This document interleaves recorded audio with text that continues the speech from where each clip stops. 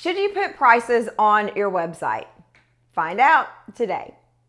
Hey y'all, I'm Kendrick Shope, creator of Authentic Selling, the #1 sales process for your business, which allows you to get more customers, make more money, and have the freedom to live the life you want to live. For tactical, practical, proven, strategic sales solutions that work for your business, ring the bell and subscribe. To put prices on your website, your sales page, that is the question. Now, at first listen, that seems like a pretty straightforward question. But in actuality, there's a little bit of nuance here. Obviously, you want to be truthful and honest and upfront, and you want people to know what they're getting into so they're not sticker shocked, right? Because nothing is more uncomfortable. Actually, there are some things more uncomfortable. It's pretty uncomfortable when you're in a sales call and you quote a price of $1 million and somebody said, oh my gosh, I thought it was $5. So again, at first listen, it seems like a pretty straightforward question. But there are some things to think about before you decide to put your pricing on your website and on your sales page. The first thing that we do here is we have a general rule of thumb. Anything under $10,000 goes on the website. Anything over $10,000 does not go on the website or the sales page. Again, you may be thinking, well, that's kind of not very honest, but here is the truth. There have been plenty of times when I have paid a price, especially for coaching, that I did not want everyone to know I paid. For example, let's say you hired this really exciting coach and you're pumped and you're jazzed to work with them, and you tell your friends, and your friends go to the sales page and they type in and you spent $50,000 on hiring that coach. You might not want your friends to know you spent that much money. Or you might not even want your spouse to know. It's not popular, but I said it. Or you might not want your parents to know. The point here is it's not as straightforward as it seems. There are some instances where not putting your prices on your sales page or your website actually is a service to your customer rather than a disservice. So we just created, and there's no magic rule to this number, but anything under 10,000 goes on the website. Anything over 10,000 doesn't, not because I want to get people on the phone and give them sticker shock, but because I want to be respectful of people who are paying those prices. It is none of anybody else's business what someone pays you. And that is one reason to think about before you put your prices on your website. Now, another thing to think through is, hey, it's a fact, like it or not, that if I see a price tag of $25,000, I'm probably not getting on the phone with you. I mean, I need to be sold before I even get on the phone. And there aren't many $25,000 things, maybe a car, that I am sold on before I have the conversation.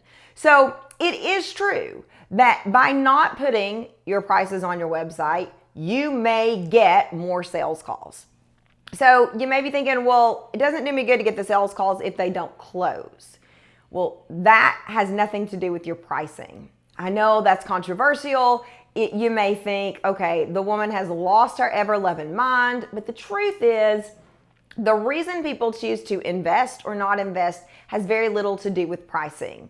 It has to do with, do you have a solution to a problem they can solve, and are you able to articulate how solving that problem will change their life?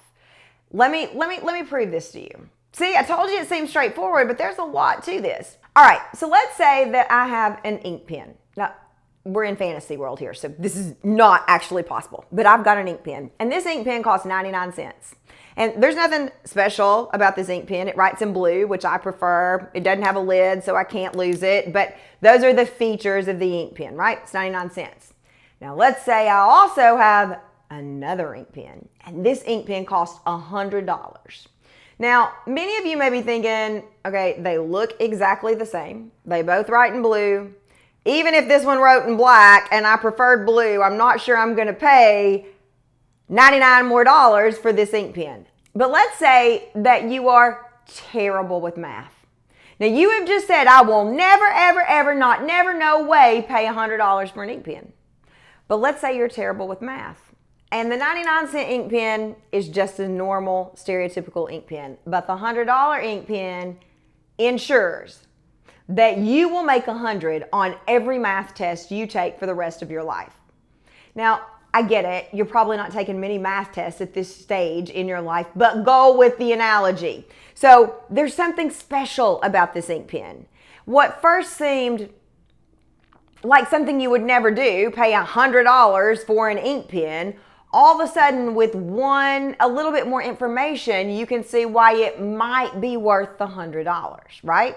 So it seems like it's about price because I'm not paying $100 for an ink pen, but I might pay $100 for an ink pen that allows me to get straight hundreds on my math test. So my point here is, even when it looks like it's about pricing, it's usually not. When somebody says I can't afford it, usually what they're saying is, I am looking for a solution that I don't know that you bring to the table. And that's not a bad thing, because we don't want people paying us if we can't solve their problem. So, should you put prices on your website? The answer is, it's up to you. But there are some guidelines to think through. Number one, if you are charging higher end prices, think through, how would your customer feel if everybody could just go to the sales page and be like, oh man, those people are paying her $50,000, or those people are paying him $45,000. That really isn't anybody else's business. So out of respect for your customers, you might consider not having that on the sales page. Also, it is true that you are more likely to get someone on a sales call without the price there. Now, remember, we have a threshold. So below $10,000 goes on the sales page, above $10,000 does not go on the sales page. But you have to ask yourself, what's the goal of the sales page? Is the goal to get them to buy right then, right now, without a sales conversation? Your price probably needs to be there if that's the case, because ain't nobody gonna pay you if they don't know how much it costs. But if the goal is to drive someone to a sales conversation so you can see if they're a fit, so you can explain the life-changing benefits of your product or service, then it might be worth considering that you're going to get more people to talk to without putting your prices on your website. I would never, ever advise you to keep your prices off your website simply because more people are going to buy from you that way.